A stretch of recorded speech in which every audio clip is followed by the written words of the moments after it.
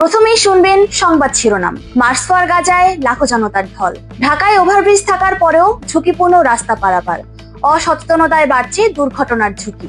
উত্তরার 9 ও 12 নম্বর সেক্টরে খাল খননের কাজ পুনরায় শুরু। মশা ও ডেঙ্গু নিয়ন্ত্রণে আশার আলো।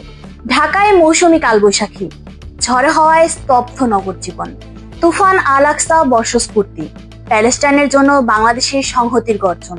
আমি প্রজ্ঞা, আপনারা দেখছেন নিউজ ফ্ল্যাশ। এবার শুনবেন বিস্তারিত। ইসরায়েলি আগ্রাসনে ধ্বংসস্তূপে পরিণত হয়েছে গাজা। খাদ্য, চিকিৎসা সহ সব পরিষেবা বন্ধ করে দিয়ে ফিলিস্তিনিদের ওপর নৃশংসতম গণহত্যা চালিয়ে যাচ্ছে ইসরায়েল। পৃথিবীর দেশে দেশে মানবিক মানুষেরা সেই গণহত্যার বিরুদ্ধে প্রতিবাদ অব্যাহত রেখেছেন। এবার এই গণহত্যার বিরুদ্ধে ঐক্যবদ্ধভাবে সরব হয়েছেন বাংলাদেশের মানুষও। 12 এপ্রিল শনিবার ফিলিস্তিনিদের প্রতি সংহতি জানিয়ে আয়োজিত মার্চ ফর গাজা সমাবেশে ফিলিস্তিনিদের ওপর বর্বরচিত গণহত্যা বন্ধের দাবি জানিয়েছেন লাখো মানুষ। প্যালেস্টাইন সলিডারিটি মুভমেন্টের ডাকে আয়োজিত এই গণজমায়েতে অংশ নিতে ঢাকা সহ দেশের নানা প্রান্ত থেকে ছুটে এসেছেন স্কুল, কলেজ, বিশ্ববিদ্যালয় ও মাদ্রাসার শিক্ষার্থী, আলেম, ওলামা সহ সর্বস্তরের মানুষ। ওই দিন সকাল থেকে ট্রেনের ছাদে, বাসে, ট্রাকে ঢাকায় প্রবেশ করতে থাকেন হাজার হাজার মানুষ। ঢাকার নানা প্রান্ত থেকে পায়ে হেঁটে এসেছেন অসংখ্য মানুষ। খন্ড খন্ড মিছিল রাজধানী সোহরাওয়ার্দী উদ্যানে জমায়েত হয়ে জনসমুদ্র তৈরি করে। উত্তরার বাসিন্দাদের জন্য সুখবর। ঢাকা উত্তর সিটি কর্পোরেশন উত্তরার 9 ও 12 নম্বর সেক্টরে খাল খননের কাজ পুনরায় শুরু করেছে। গত বছর অক্টোবরে সেক্টর 7 থেকে শুরু হওয়া এই প্রকল্প সরকার পরিবর্তনের কারণে কিছুদিন বন্ধ থাকলেও এখন পুরোদমে চলছে। এই খাল খননের কাজের মাধ্যমে উত্তরার মশার উপদ্রব, বিশেষ করে এডিস মশা ও ডেঙ্গুর প্রকোপ কমার আশা করা হচ্ছে।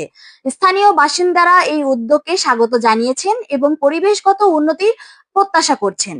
ঢাকা উত্তর সিটি কর্পোরেশন জানিয়েছে কাজটি দ্রুত এগিয়ে চলেছে এবং শিগগিরই দৃশ্যমান ফলাফল দেখা যাবে। উত্তরার পরিবেশ ও জনস্বাস্থ্য রক্ষায় এটি একটি গুরুত্বপূর্ণ পদক্ষেপ। ঢাকার ব্যস্ত সড়কগুলোতে ওভারব্রিজ থাকার পরেও অসচেতনতার কারণে মানুষ ঝুঁকিপূর্ণভাবে রাস্তা পারাপার করছে। এতে বাড়ছে দুর্ঘটনার আশঙ্কা। এদিকে উত্তরার হাউস বিল্ডিং সংলগ্ন বিএনএস সেন্টার ওভারব্রিজের নিচের চিত্র একই। এখানেও নারী, শিশু সহ অনেকে ওভারব্রিজ ব্যবহার না করে ব্যস্ত সড়ক পার হচ্ছেন। কিছুদিন আগে জসিমউদ্দিন এলাকায় একজন গাড়ির নিচে পিষ্ট হয়েছেন।